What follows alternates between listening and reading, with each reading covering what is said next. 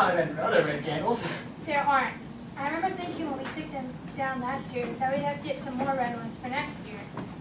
Is this all the evidence you have to offer the police? This one little candle? No, I bet.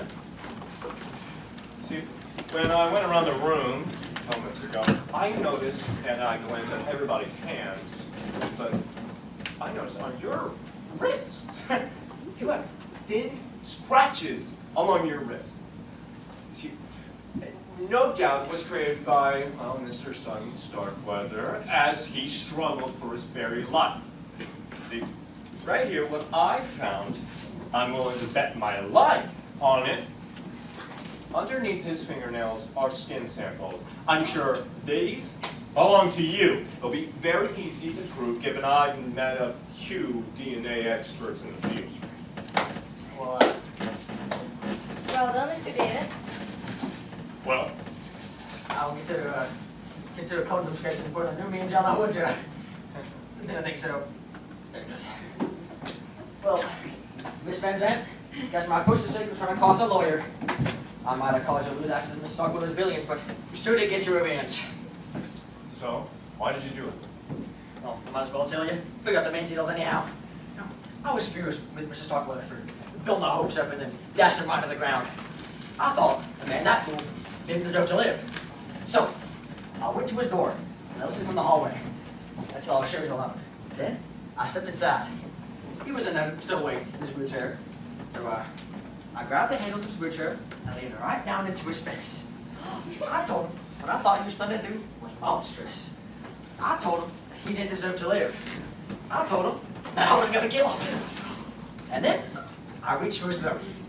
He was terrified, of course. He leaned back in his little chair and slammed right into his bedside table. The impact sent his reel and crashed to the floor, and that pitcher of water right on top of it. When the water and lamp connected, they short-circuited and blew a circuit breaker. So, wait, so you didn't cause a blackout deliberately? No, nearly ruined everything. But luckily, I still had those matches and candle in my pocket. I managed to grab it and light it with one hand while I grabbed the oxygen mask off his chair with the other. I clipped down hard over his nose and mouth. He couldn't breathe, of course. He made a feeble attempt to fight for his life. All he could manage was a few insignificant scratches on my wrist. As you noticed, well, that and caused me to spill those drops of candle wax on the road. Old man couldn't do much, but guess there was nothing dependent on me, huh? And then? Then, I put the mask back on his chair, blew my candle out, and put it back in my pocket. Then I went through the connecting door to Miss Willer's room. Her back was to me.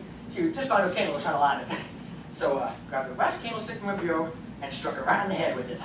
She fell right to the floor. The candle went on after that. I guess this is about the time you turned my natural death to a murder, wouldn't you, Miss Van Zandt?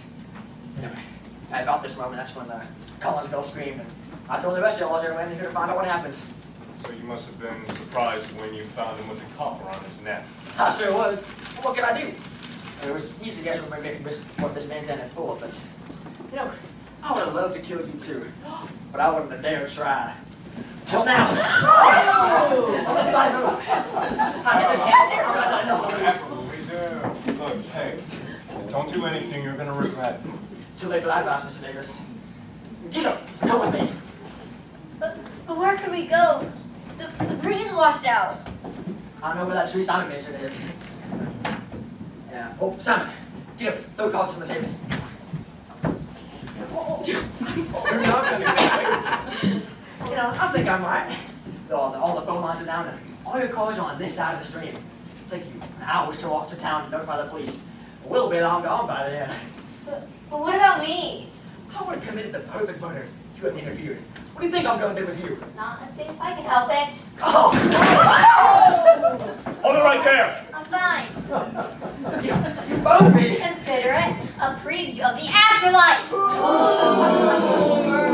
Metaphorically and literally.